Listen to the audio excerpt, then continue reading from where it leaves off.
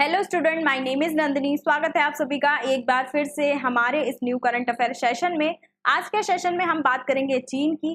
चीन अपनी हरकतों से बाज नहीं आ रहा है और अपने जो जहाजों का उपयोग वो भारत की जासूसी के लिए कर रहा है ना। हाल ही में जो चीन है उसके जासूसी जहाज भारत के इलाके में देखे गए हैं। ठीक है, इसी पर आज के सेशन में हम चर्चा करेंगे। उससे पहले मेरी आपसे एक छोटी सी रिक्वेस्ट है, अगर आप हमारे चैनल पर नए हैं तो चैनल को सब्सक्राइब कर लीजिए और वीडियो को लाइक कर दीजिए, क्योंकि जितने लोग भी हमारी वीडियोस देखते हैं उसमें से केवल 5% लोग ही हमारे चैनल को सब्सक्राइब करते हैं। ठीक है, तो चलिए हम अपने टॉपिक पर वापस आते हैं।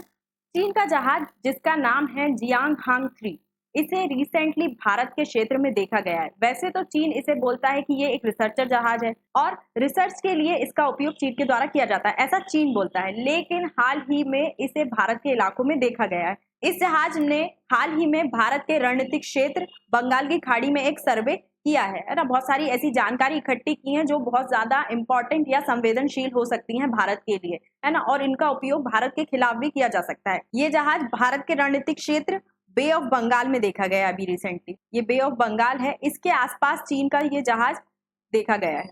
अगर हम चाइना के जो जहाजों के रूट की बात करें तो चाइना के जो जहाज हैं वो साउथ चाइना सी से होते हुए यहाँ से मलक्का जो संधि है, जल संधि है, वहां से निकलते हुए, है ना, यहाँ पे भारत के क्षेत्र अंडमान निकोबार से पास होते हुए हिंद महासागर में एंटर करते हैं। ठीक है, तो अभी जो ये जहाज है जियांग हांग 3, ये मालदीव की ओर जा रहा था, वैसे तो, है ना, मालदीव की ओर जा रहा था। लेकिन 13 जुलाई को, लगभग 13 जुलाई के आसपास, 13 जुलाई के आसपास इसने भारत के जो क्षेत्र है, जो अंडमान निकोबार, वहां से इसने हिंद महासागर में एंटर किया। उसके बाद 16 जुलाई के आसपास ये, उसके बाद 16 जुलाई के आसपास ये यहाँ श्रीलंका के पास था, है ना, श्रीलंका के पास था। और फिर यहीं से इसने बंगाल की खाड़ी का रुक कर लिया। ये बंगाल की खाड़ी के आसपास लगभग 26 जुलाई के आसपास पहुंच जाता है और यहाँ पर 28 जुलाई तक रहता है ना। लगभग 3 दिन ये जहाज भारत के रणनीतिक क्षेत्र में समय बिताता है, निगरानी करता है और बहुत सारा डेटा इकट्ठा करता है। ठीक है, और ये जो जहाज था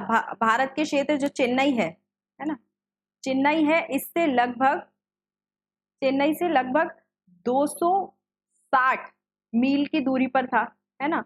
और जो क्षेत्र है विशाखापट्टनम, विशाखापट्टनम से लगभग 275 नॉटिकल मील की दूरी पर था ये। ठीक है, तो इतने करीब से ये जहाज भारत के गुजरा है। और लास्ट इसकी जो मतलब लास्ट इसको देखा गया 31 जुलाई को हिंद महासागर में, है ना, इस क्षेत्र में 31 जुलाई को लास्ट इसमें देखा गया। जुलाई के महीने में इसे लगभग दूसरी बार इस क्षेत्र में देखा गया है। और जैसा कि मैंने बताया कि ये जहाज जो है वो मालदीव पर जा रहा था ना, मालदीव की ओर जा रहा था। मालदीव ने चाइना के जहाजों को अपनी बंदरगाह पर डॉक करने की अनुमति देकर रखी है। ठीक है, इससे पहले जो श्रीलंका है वो भी ऐसी अनुमति चाइना के जहाजों को दे चुका है ना। लेकिन भारत के विरोध करने पर, क्योंकि जो श्रीलंका है भारत के जल क्षेत्र के अंतर्गत आता है, तो भारत ने बहुत ज्यादा विरोध किया था और श्रीलंका को ऐसे समझाया था कि ये जो क्षेत्र है हमारे लिए बहुत ज्यादा इंपॉर्टेंट है और अगर कोई किसी और देश का जहाज हमारे जल क्षेत्र में एंटर करता है तो ये भारत के लिए और श्रीलंका दोनों के लिए खतरे का संकेत हो सकता है। तो फिर बाद में लगभग दिसंबर 2023 में श्रीलंका ने इन किसी भी देश के जहाजों को अपने बंदरगाह पर डॉक करने पर जो अनुमति देता था उस पर रोक लगा दी है। ठीक है ना। इस जहाज ने भारत के क्षेत्र में तब एंट्री की है जब भारत अपने जो हथियार हैं उनकी टेस्टिंग कर रहा था। ठीक है, तो भारत ने अभी रिसेंटली बैलिस्टिक मिसाइल की भी टेस्टिंग की है। बैलिस्टिक मिसाइल के साथ जो पनडुब्बी से फायरिंग होती है, जो पनडुब्बी से मिसाइल छोड़ी जाती है, उनकी भी टेस्टिंग करने जा रहा था भारत, है ना। तो इस टाइम पर लगभग इस जगह पर, है ना, इस जगह पर जो चीन के जहाज देखे गए और ये जो क्षेत्र दिख रहा है आपको यहाँ पर, है ना, इसके आसपास ही भारत की पनडुब्बी से मिसाइल छोड़ने वाली जो टेस्टिंग थी उसको भारत करने वाला था। ठीक है, तो ऐसे टाइम में जब भारत अपने हथियारों की टेस्टिंग कर रहा है, ये जहाज वहां पर जाता है, भारतीय गतिविधियों की निगरानी करता है, उनकी जासूसी करता है, जो कि बहुत ही खतरनाक सिद्ध हो सकता है भारत के लिए। तो चीन की ऐसी हरकतों ने भारत की टेंशन बहुत ज्यादा बढ़ा दी है जल क्षेत्र में भारत की सुरक्षा को लेकर, क्योंकि इस जहाज ने बहुत सारी ऐसी जानकारी इकट्ठा की है, बहुत सारी ऐसी इंफॉर्मेशन इकट्ठा की है। वैसे तो क्या इंफॉर्मेशन चीन के इस जहाज ने इकट्ठा की वो अभी तक सामने नहीं आई है, लेकिन टेस्टिंग के दौरान भारत के जल क्षेत्र में एंटर करना चीन की किसी साजिश का ही ये एक हिस्सा नजर आ रहा है। और भारत की इन्हीं चिंताओं को देखकर श्रीलंका ने ऐसे जहाजों की एंट्री पर, अपने बंदरगाह पर डॉक करने पर बैन लगा दिया था।